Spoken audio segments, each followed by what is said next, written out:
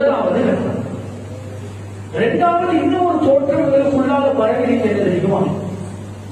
மாசம் கட்டுறதுக்காக வேண்டி நாங்க பொருட்களை வாங்குறோம்.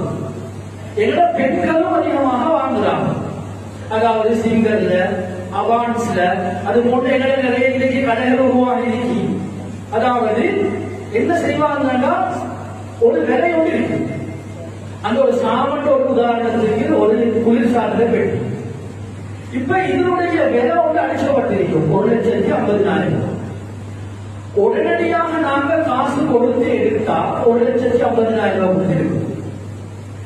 ஆனா நாங்க மாசம் கட்டுறதுக்கு எடுக்கிறோம் அப்படின்னா ஒரு 50,000 ரூபாய் கட்டி போட்டு நாங்க சொல்றோம் ஒவ்வொரு மாசமும் 20,000 ரூபாய் நாங்க 5 மாசத்துல கட்டுவோம்.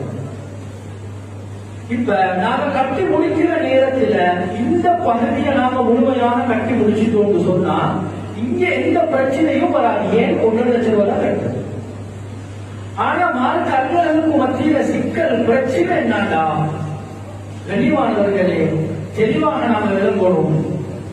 இப்ப ஒரே தடவையில கட்டி எடுத்தா 1,50,000 ரூபாய் அல்லது மாசம் கட்டி எடுக்கிற நேரத்துல ஒரு 30,000 ரூபாய் மேல்மிச்சமாக கட்டணும். அப்ப கட்டி முடிக்கிற நேரத்துல 1,80,000 ரூபாயாக வாங்கும். சில மார்க்க அறிஞர்கள் இதுக்கு அனுமதி கொடுத்திருக்கிறாங்க, பிரச்சனை அல்ல.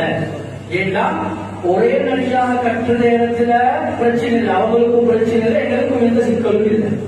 அவங்க மாசம் நாங்க கட்டக்கூடா அவங்க அந்த எடுத்த இடத்துக்கு அவங்க மேல்மிச்சமாக அதை சரியா செலுத்து கட்டணும், ஒப்படைக்கும்.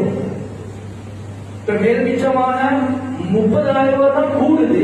ஆனா மாச அடிப்படையில தவணை அடிப்படையில கட்டக்கூடிய நேரத்துல அந்த மேல்மிச்சமாக நான் ஒரு பகுதியை கட்டுறோம்னு சொன்னா பிரச்சனை அல்ல.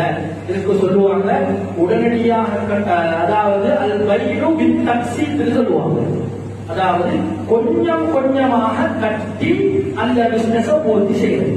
அதுல மேல்மிச்சமாக கொஞ்சம் வரக்கூடிய நேரத்துல அதுல எந்த விதமான கூழ்மிச்சமாக கட்டுறோம்னு சொன்னா அதுல எந்த விதமான பிரச்சனையும் ஏற்படாது. அது வட்டியுடைய தோற்றத்திற்கும் போக மாட்டுச்சு. கனிவான சகோதரர்களே, இன்னும் ஒரு பகுதி என்னன்னா நாங்க எல்லாம் மொபைல் போன் பார்க்கிறோம்.